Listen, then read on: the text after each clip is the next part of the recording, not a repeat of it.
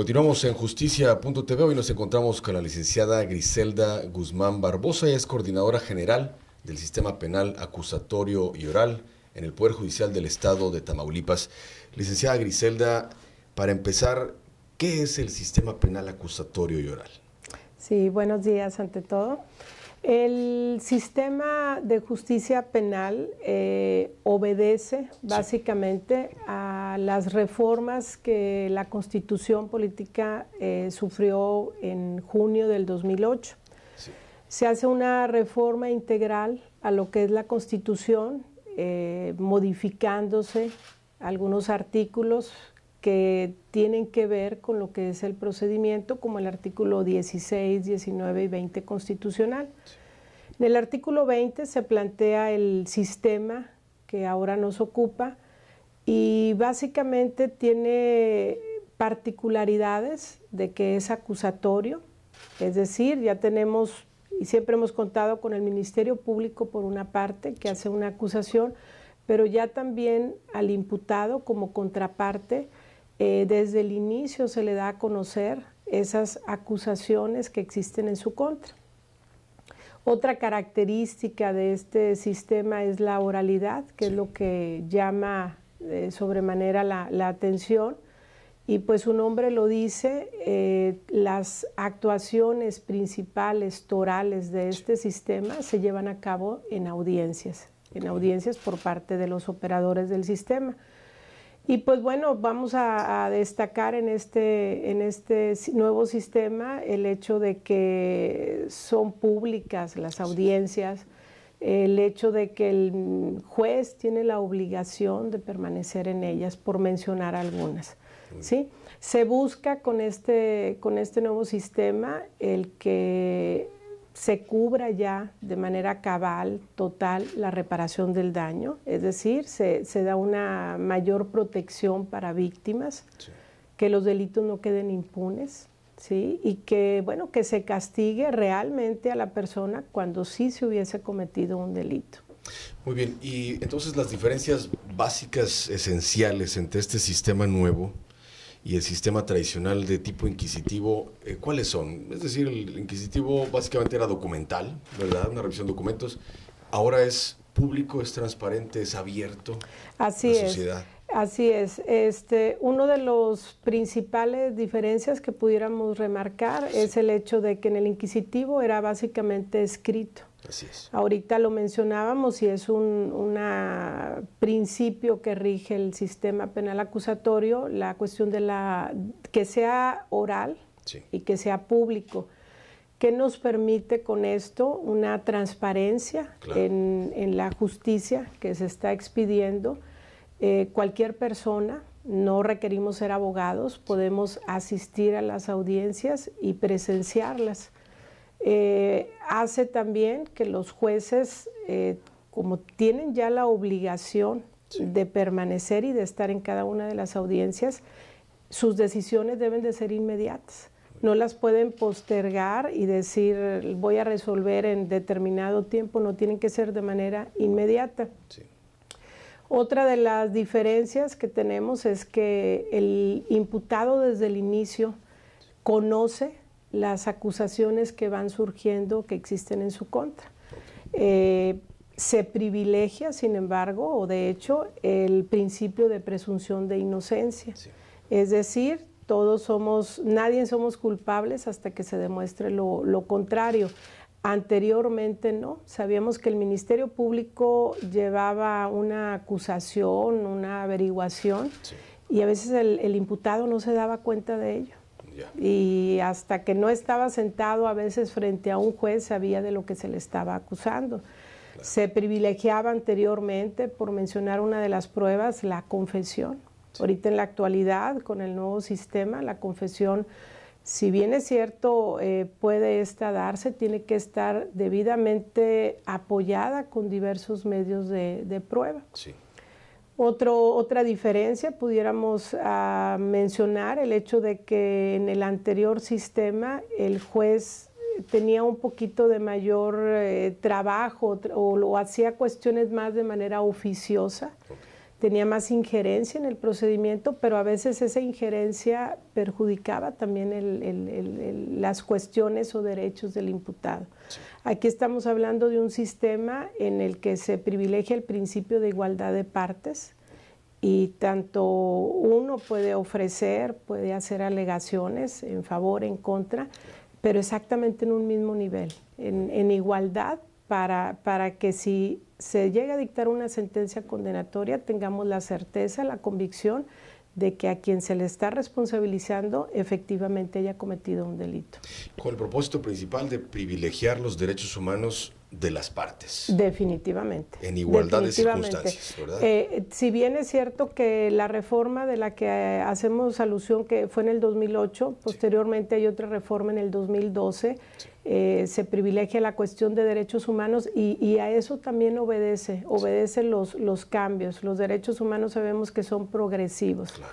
Y se tiene que privilegiar una sociedad que es dinámica, que es cambiante, no nos podemos quedar atrás y tenemos que darle al ciudadano la certeza en todos los sentidos. Si yo cometo un delito, tengo que tener certeza de que se me siga un debido proceso, pero con todas las garantías, con todos los derechos que marca la Constitución. Y si fui víctima de un delito, pues bueno, que se me cubra hasta donde es posible la reparación del daño. Otra diferencia también en este sistema es el hecho de que podemos no esperar a concluir siempre con una sentencia, con un tribunal de enjuiciamiento. Sí.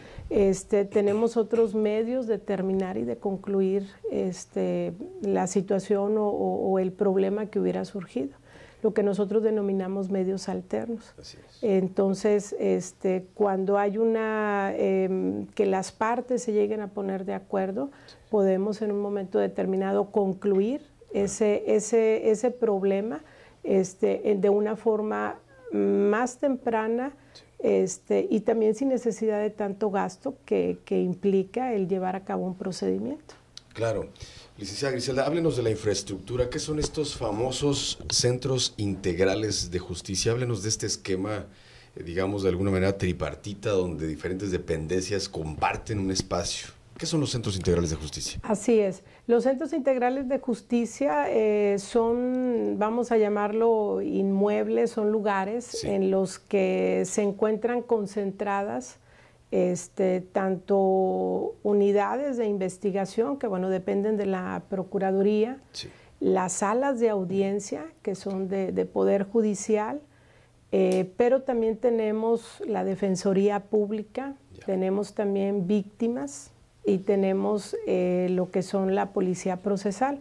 Cada una de estas partes se congregan en este inmueble, en este lugar, que hemos denominado, que se le denomina Centro Integral de Justicia.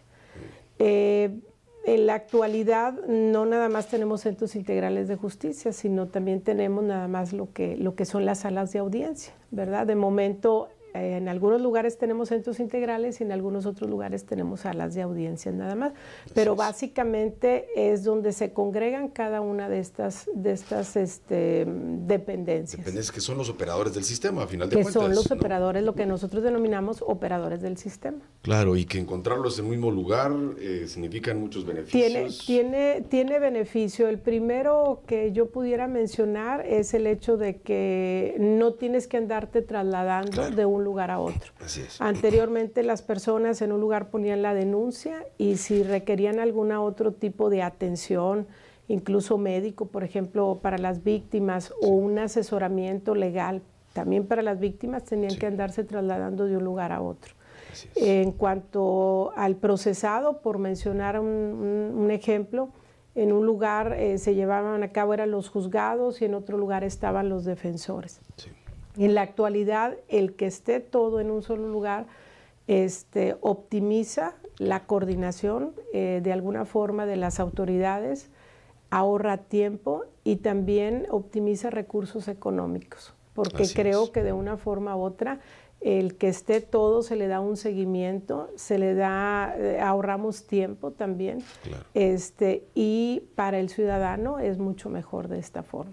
Claro, decía hace un momento de las salas de audiencias que estos centros integrales de justicia por parte del Poder Judicial tienen salas de audiencias y que también hay en otros lugares, es decir, palacios de justicia. ¿En qué otros lugares hay salas de audiencias y con cuántas contamos hoy en día en Tamaulipas? ¿Cuántos centros y cuántas salas? Tenemos centros integrales, en la actualidad tenemos 9 en el estado, 9 en el estado, y tenemos en total son 26 salas de audiencia. Muy bien. Estas salas ya estamos incluyendo las que se encuentran en los centros integrales, sí, los que están en Palacio de Justicia, e incluimos también los que están en los sedes. En los centros de ejecución de sanciones, en los centros de ejecución, ¿verdad?, de sanciones. Así, entonces, en bien. Total salas tenemos 26, con 9 centros integrales. Ahorita también en la actualidad está por ahí ya en construcción 4 centros integrales. Entre ellos es Matamoros, Río Bravo, Altamira y me parece Nuevo Laredo. Así es. Bien, estas salas de audiencias, para ampliar el concepto e ilustrarlo gráficamente, son estos lugares donde se llevan a cabo precisamente las audiencias, donde está el juez presente. Así es. Un poco la imagen, y la gente lo relaciona mucho con la fotografía que han visto en las películas, ¿verdad? Sí. Sobre todo del cine norteamericano, ¿verdad? Así es. Pero bueno, es ese espacio físico donde se encuentran, donde la gente puede acudir, como lo decía usted hace rato. Pero todo lleva un protocolo, un registro. En esta situación de proteger los derechos humanos, incluso se promueven ciertas reglas para cuidar la identidad, la integridad de las partes, ¿verdad? Así es. En estos centros integrales o salas se llevan ciertos protocolos. En Claro. Estas salas, obviamente, como operadores del sistema, en primer término tenemos a los jueces, Así que es. les denominamos, o se le denomina juez de control, o bien formando tribunal de enjuiciamiento, que son 3 jueces, los que van a llevar a cabo propiamente la audiencia de juicio oral. Así es. Pero en estas salas también encontramos lo que se le denomina el jefe de administración de sala y jefe de seguimiento de causa, que son o los tenemos básicamente en las regiones o cabeceras que nosotros les denominamos Matamoros, Reynosa, Nuevo Laredo, Altamira. O bien congregar estas dos administradores y seguimiento de causa en lo que le hemos denominado encargado de sala. Existen los auxiliares técnicos, que son los encargados de verificar que una audiencia se videograbe como debe de ser, que se inicien en el tiempo que se encuentran debidamente programadas, que adentro se tiene que cuidar la identidad, por ejemplo, de una persona, un testigo protegido, se pone en un espacio especial, se distorsiona el rostro, se distorsiona la voz, tratando de cuidar absolutamente todos los detalles para seguir privilegiando lo que son los derechos humanos. Simplemente al introducirse a una sala se siguen ciertos lineamientos, no se permite videograbar, no se permite utilizar el teléfono, existe la policía procesal también, para efecto de revisar a las personas que van a ingresar, porque obviamente que se manejan personas que se encuentran detenidas, entonces se tienen que seguir todos los parámetros y todos los lineamientos para evitar también alguna situación que se pueda salir de control. Incluso la vestimenta, hay un reglamento ahí afuera de las salas, ¿no?, donde explica cómo debe ingresar vestida la gente que quiere observar, ¿verdad? Sí, se le ha tratado de dar la formalidad, claro, ¿verdad? Claro. No vamos a permitir que entren personas en playeras, claro, tirantes, en shorts, etcétera, etcétera. ¿Por qué? Porque también los operadores del sistema también tienen sus propias formalidades. Los jueces salen con su toga, con su vestimenta debidamente formal, y bueno, también la gente que ingresa debe de hacerlo de esa manera. Muy bien, licenciada. En los últimos años, particularmente en los últimos 2 años, ¿cómo hemos evolucionado? ¿Cómo se ha preparado Tamaulipas para consolidar ya este sistema? Porque si bien se implementó hace ya algunos años y con la reforma se empezó apenas a construir este sistema en Tamaulipas, Pero en estos 2 años, ¿qué se ha hecho para fortalecerlo y consolidarlo? Así es, las reformas surgen en el 2008 sí. y se previó un espacio de tiempo de 8 años para que entraran en vigor al 100%. Aquí pudiéramos hacer referencia a 2 etapas. La primera en la que se empieza a dar la capacitación que correspondía a los que iban a ser los operadores del sistema, y pues también estructuralmente a dar inicio a realizar o a hacer esas salas, los centros integrales. Esa fue, pudiéramos decir, una primera etapa. En el 2014 se inicia aquí en Ciudad Victoria, entrando con un catálogo muy delimitado de delitos, más que todo básicamente de naturaleza culposa, y una segunda etapa donde ya también con la capacitación debida, ya con algunos centros integrales, en el 2016 se entra de lleno, con un catálogo completo de delitos culposos, dolosos, de las 2 naturalezas, y obviamente ya con un poquito más de estructura. Porque bueno, es un sistema que no puedes desarrollar en cualquier parte, no lo podemos realizar o desahogar una audiencia en cualquier parte. Tenemos que tener sistemas operativos especiales donde se va a videograbar, donde tiene que ser claro. Las audiencias posteriormente, ahorita en la actualidad, se suben a internet, que se tenga, que el público o la gente que está afuera pueda observar de qué manera se lleva a cabo. Y tiene que ser todo muy detallado para que dé el servicio que corresponde. Claro, y bueno, entender que esto es algo inacabado, ¿verdad? La dinámica social va a demandar que evolucione, que siga creciendo, ¿verdad? La misma dinámica social va a generar ello, ¿verdad? ¿A qué me refiero? La infraestructura en algún momento dado va a tener que seguir expandiéndose, ¿verdad? De acuerdo a las necesidades del Estado. Pero bueno, y en el término de capacitación, es decir, ¿por qué es importante que no solamente el juez, el servidor público que labora en el Poder Judicial se capacite de manera permanente, sino también el abogado que forma parte del foro, los mismos futuros profesionistas, esos jóvenes que ahorita están estudiando y que mañana van a enfrentar este sistema ellos mismos? ¿Por qué es importante ese tema, licenciada? Es importante porque la misma Constitución exige, por ejemplo, ya para el imputado, exige que sea un profesional del derecho el que lo represente. Exige igualmente como un derecho para la víctima que sea debidamente representado, también en este caso por un profesional del derecho. Entonces, si el foro litigante no hace por tener una capacitación al respecto, pues no le podrá dar o ofrecer esos servicios como particular a quienes en un momento determinado lo requieran.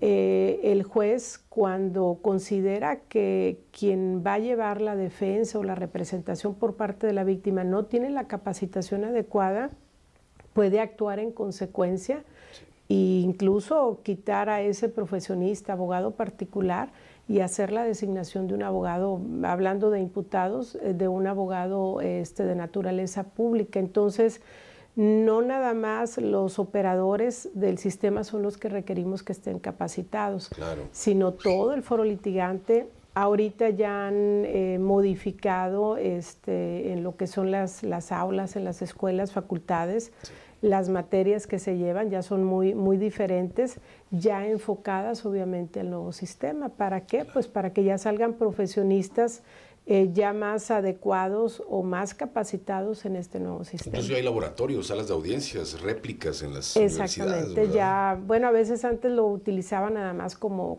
cuestiones de concursos para que se fueran conociendo, y ya ahorita ya es situaciones que las llevan a cabo para que ellos tengan el contacto directo y bueno, salgan mucho mejor preparados. Claro, y por último comentar también, el Poder Judicial a través de la Escuela Judicial, desde un principio el sistema ha aportado cursos, talleres, diplomados para el público del foro litigante, etcétera. Pero algo bien importante, hace poco decía alguien de un colegio de abogados, no es responsabilidad únicamente del Estado capacitarnos, ¿verdad? el mismo abogado debe de buscar por su cuenta, ¿verdad? Así es.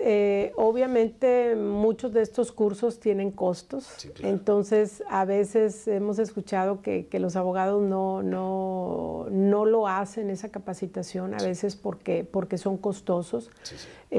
Pero bueno, obviamente cada quien tendremos que hacer lo que corresponda para superar y sobre todo para poder seguir activo, sí, sí. Al menos en el nuevo sistema.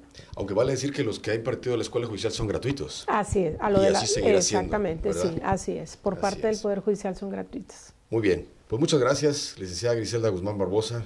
Gracias por su tiempo. Continuamos. Esto es Justicia.tv.